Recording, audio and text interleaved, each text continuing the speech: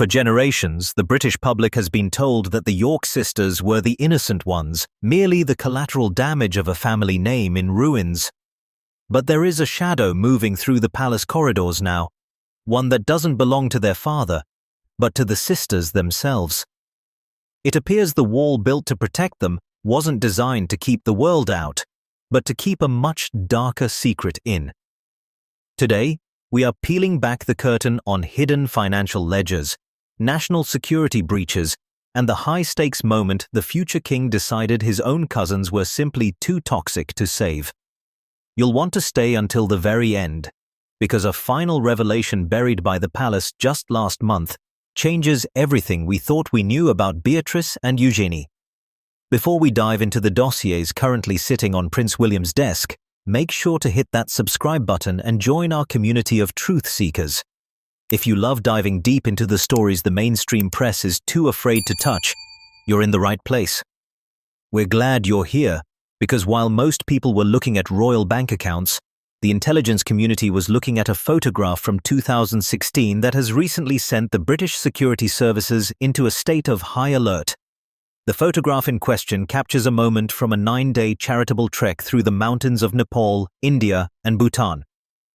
Princess Beatrice is seen smiling, seemingly enjoying a peaceful escape from her royal duties. However, it isn't the princess who has the intelligence community on edge. It's the man standing directly beside her. His name is David Taylor, and in early March 2026, he was arrested under the National Security Act on suspicion of spying for China. The implications of this connection are staggering. We are looking at an individual accused of assisting a foreign intelligence service who managed to secure a place in the inner circle of a British princess for over a week. Allegedly, Taylor wasn't just a random guest on the trip. He served as a policy advisor for the very charity Beatrice was championing at the time.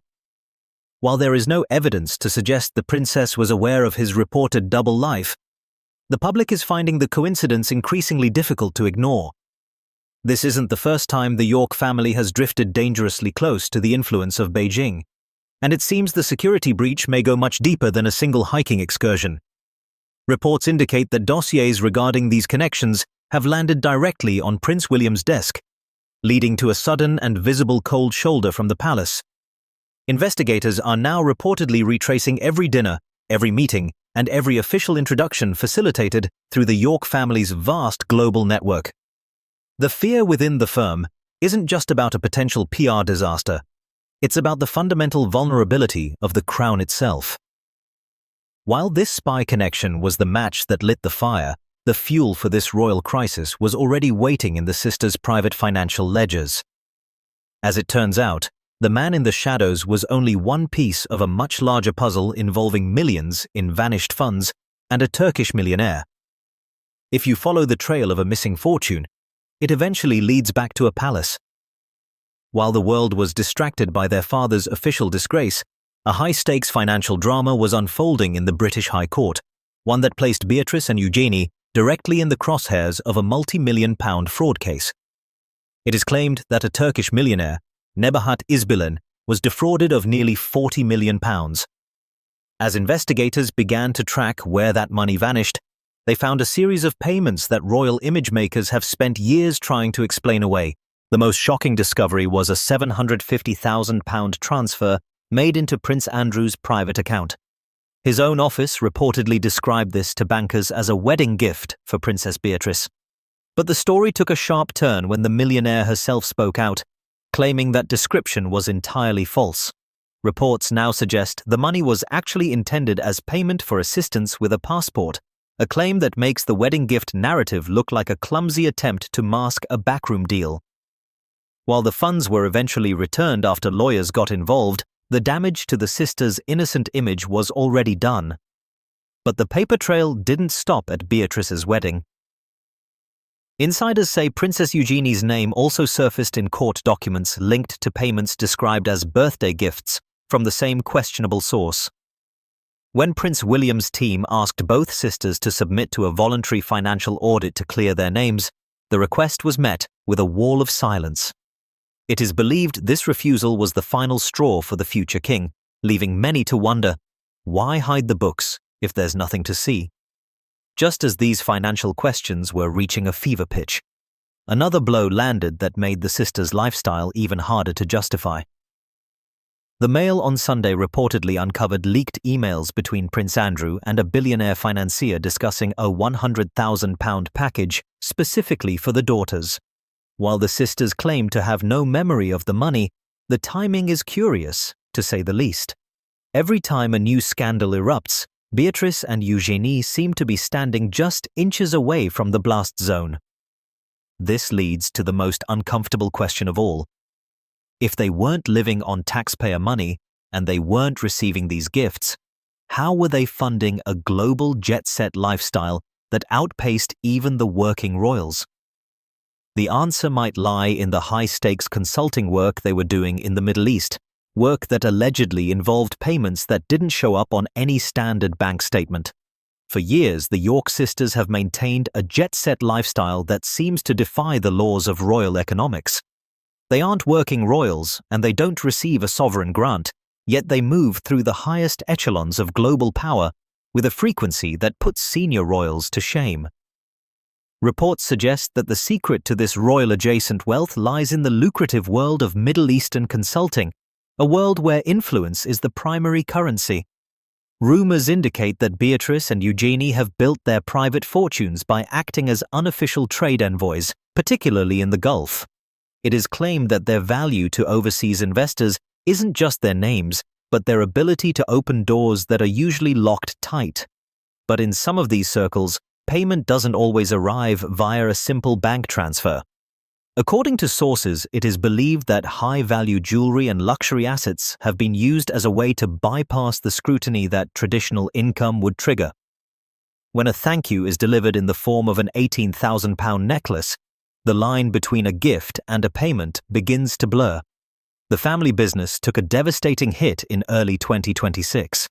Just as Prince Andrew was reportedly facing arrest, the sisters' professional foundations began to crumble in a way that shocked the charity sector. Anti-Slavery International abruptly confirmed that Princess Eugenie's 7-year patronage had ended with no official explanation. A clean, cold severing of ties that left many wondering what was happening behind the scenes.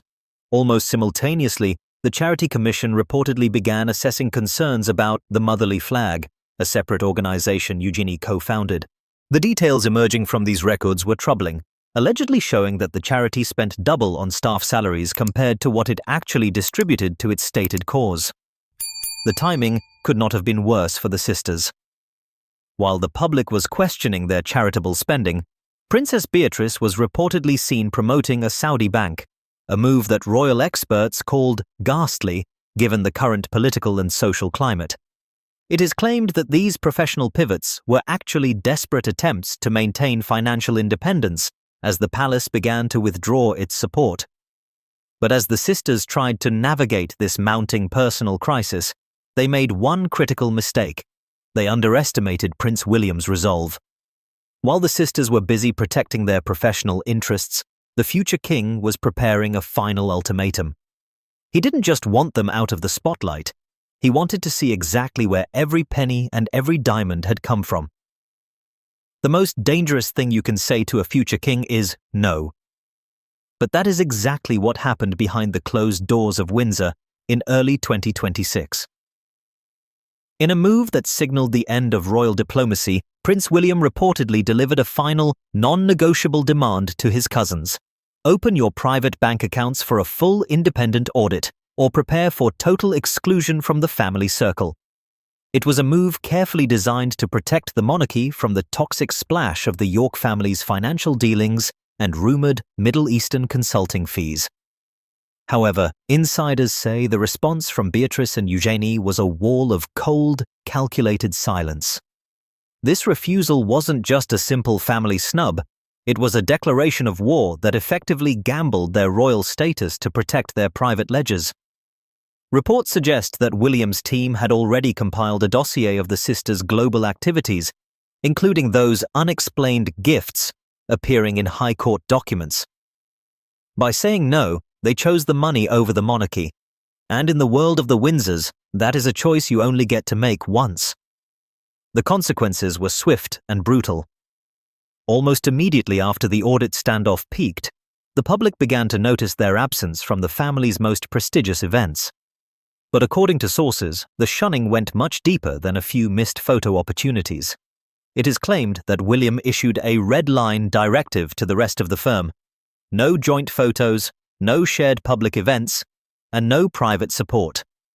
The sisters were being digitally and socially deleted from the institution they were born into. The impact of this royal distancing wasn't just felt in private offices, it played out on the world's most public stages.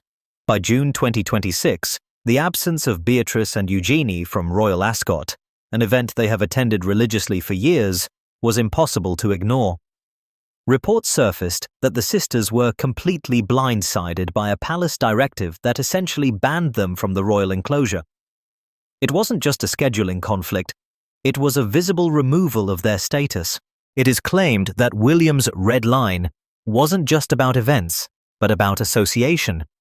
Sources indicate that other members of the royal family were quietly advised to avoid being photographed with the sisters, a tactic often used to ice out individuals who have become a liability to the crown's image.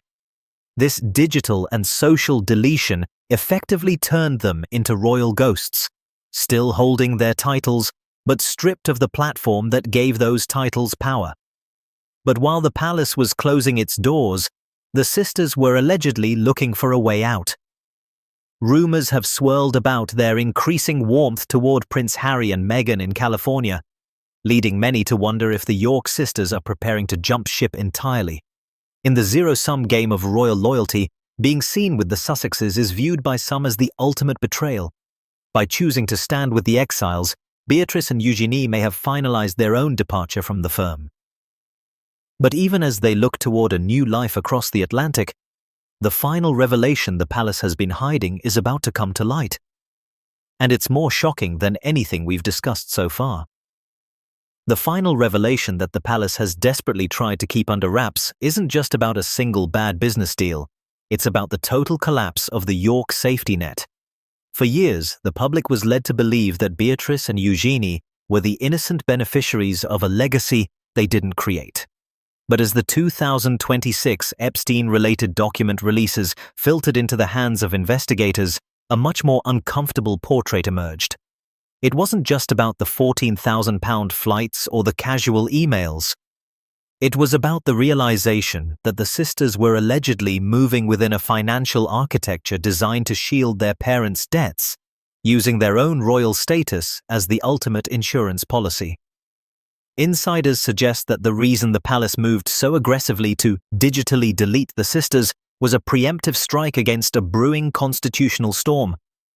Prince William's refusal to let them attend Royal Ascot or represent the crown wasn't just a punishment, it was a quarantine.